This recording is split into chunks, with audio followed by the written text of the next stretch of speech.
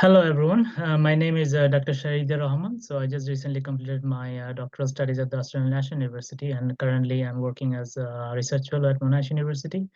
So in today's presentation, as part of the conference, we'll be talking about next generation transistors for autonomous vehicles and intelligent systems. So we'll go through a few of the details in autonomous vehicles and intelligent systems and talk about how transistors are actually influencing or forming the background or fundamentals of autonomous vehicles. So let's start. And so this is the basic contents of what we'll be talking about in the next 10 to 15 minutes. So I'll be showing some background and motivation, and then we'll be talking about how transistors play the major role in autonomous vehicles and intelligent systems, and why a transistor is so important, and how they can definitely be improved and made more efficient. So finally, we'll be talking about one of my publications that we have done on high electron mobility transistors that involved aluminum, gallium nitride, and gallium nitride as the material device layers and channel layers. So let's move on. So when we talk about autonomous vehicles, we all know what it means. It means that it's a self-driving car, and that can regulate the roads and everything by itself, and you don't need to have a driver driving it. So the fundamentals of the autonomous vehicle is that it has a lot of sensors and very complicated circuits because it needs to navigate the roads. It needs to keep a distance from its nearby cars and other vehicles so that it doesn't collide with everything. And of course, definitely it needs to follow the traffic signals. And also it has to be made sure that it doesn't hit any pedestrians or any other vehicles. So there's a very complicated networks of sensors and a lot of other sophisticated electronics. And the major and as you all understand, the fundamentals of all electronics is the transistors, which is basically a switch. Now, in order to actually manufacture such high performance autonomous vehicles, you need to have very high performance transistors so that we have a very fast and immediate switching. And of course, this should be able to help the autonomous vehicles to navigate the roads as well. So actually, there has been a lot of development on transistors, and now several the new Intel power processors uses like 5 nanometer chips, and the self-driving cars are actually coming from later car companies like Tesla and all the other ones like the Mercedes and BMW. They have like up to 30 billion transistors being fabricated in each of the power circuit boards or electronics. As you can understand, transistors are very important and actually one of the major parts of actually the autonomous vehicles and intelligent systems. So what are transistors? I think we all know what transistors are, and they actually form. This is actually a very schematic diagram of what transistor is, which involves actually the source and the drain terminal and the gate terminal to control the flow of electricity or the flow of electrons from the source terminal to the gate terminal. So generally, a transistor is actually grown on some sort of substrates facing a certain direction. So in this particular case, in the example, it's on a silicon substrate, and the major performance and the major materials that actually determines its performance includes the matrix, which in this case is gallium nitride and aluminum gallium nitride. So in this particular one, as you can see, this gallium nitride was grown on silicon substrate, and based on the voltage applied on the gate terminals, we can control the flow of electrons from the source terminal to the drain terminal. And as a result, this controls the flow of electrons and the flow of currents, and eventually determines its switching speed and eventually the performance of these transistors in large scale applications.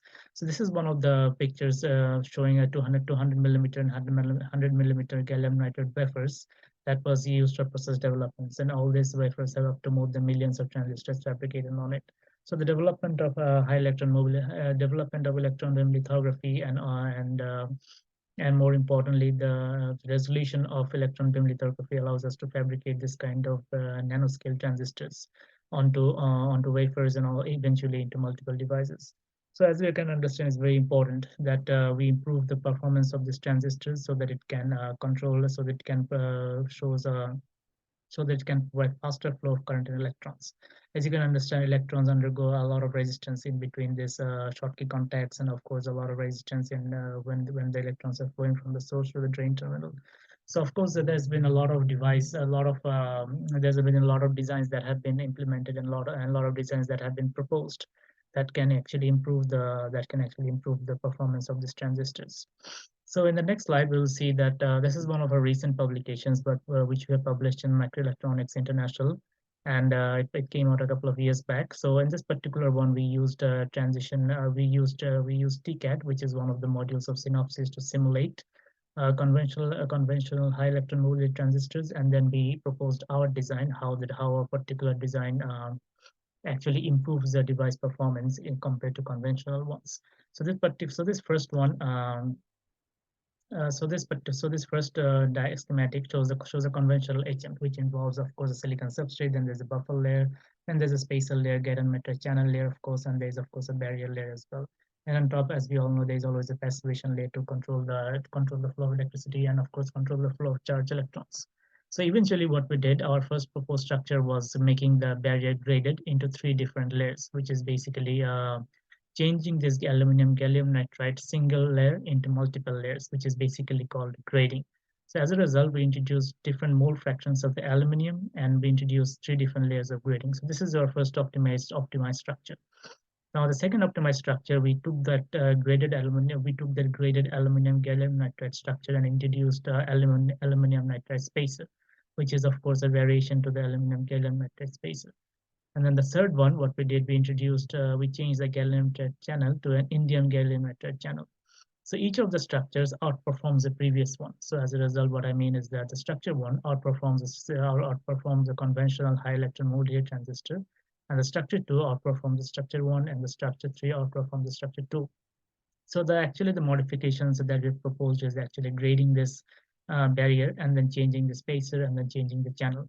Now, in order to actually justify and actually trying to see whether our proposed design actually provides a better performance, so we need to do some further simulation and further studies. So what we did a lot of simulations using the TCAD module, and then we were able to extract the first of all the most important electrical performance, which is basically the output characteristics and the transfer characteristics. So first of all, what we see is this is the ID/VDS characteristics, which is the drain current versus the drain voltage. As you can see, the open graph is the conventional ones, and the closed ones are our structures that we have just previously proposed. So as we can see, as we keep grading, so for our structure one, we see that the grading has actually improved our device performance by 167%, which means the maximum drain current saturation reached to about 103 ampere per millimeters, which is of course a very large improvement compared to the conventional high electron mobility transistors. Similarly, again, where our structure two is again outperforming our structure one. So in this case, this is our structure one, and then again we were able to further enhance the maximum drain current saturation to by 48% and 22%. And as we can see, our maximum drain current saturation has actually gone beyond 4 ampere per millimeter, which is kind of, I think the maximum drain saturation current is 4.1 ampere per millimeter.